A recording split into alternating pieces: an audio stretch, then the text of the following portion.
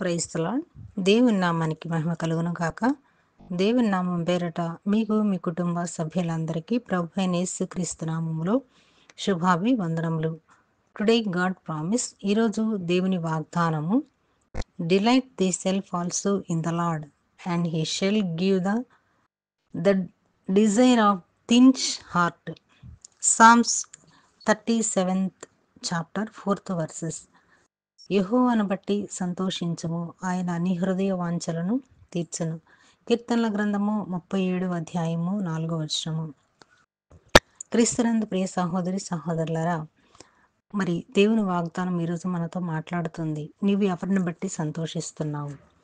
నీ హృదయ వాంఛలు దేవుడు తీరుస్తున్నాడా లేదా అనేది మాట్లాడుతున్నాడు. ఈరోజు నిన్ను అడుగుతున్నాడు పరిశుద్ధాత్ముడు, ఎవరిని బట్టి నువ్వు సంతోషిస్తున్నావు?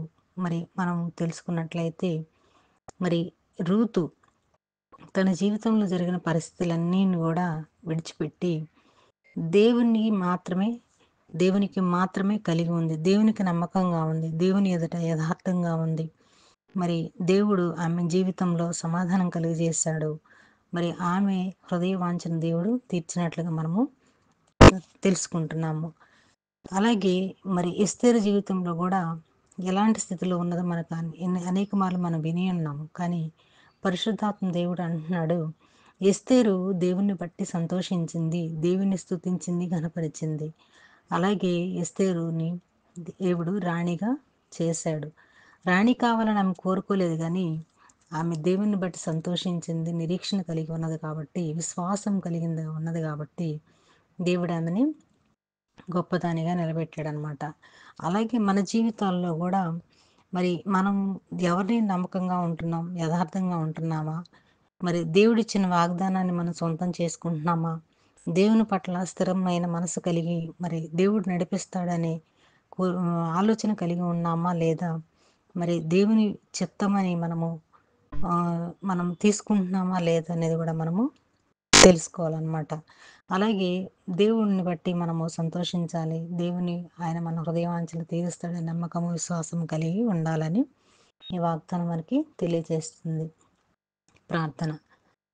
స్తోత్రములు మస్తుతే పాత్రుడా, వందనాలు, స్తోత్రాలు దేవా. ఈరోజు వాగ్దానంతో మాతో మాట్లాడిన వందనాలు.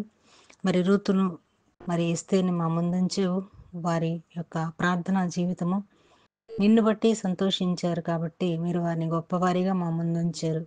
అలాగే మేము కూడా నిన్ను బట్టి సంతోషించేవారిగా, నీ యందు విశ్వాసం కలిగి, స్థిరమైన మనసు కలిగి, ఎన్ని సమస్యలు వచ్చినప్పుడు, ఇరుకులు ఇబ్బంది వచ్చినప్పటికీ మన నిరీక్షణ కోల్పోకుండా, విశ్వాసంలో సడలిపోకుండా స్థిరమైన మనసును దయచేయమని ఈ వాగ్దానం ప్రతి ఒక్కరి జీవితాల్లో నెరవేర్పును కలిగించి, వాగ్దానం వింటున్న బిడ్డల వారు హృదయ వాంఛలను తీర్చమని యేసుక్రీస్తు నామములో అడిగి వేడుకొని పొందుకొని ఉన్నాము తండ్రి. ఆమేన్.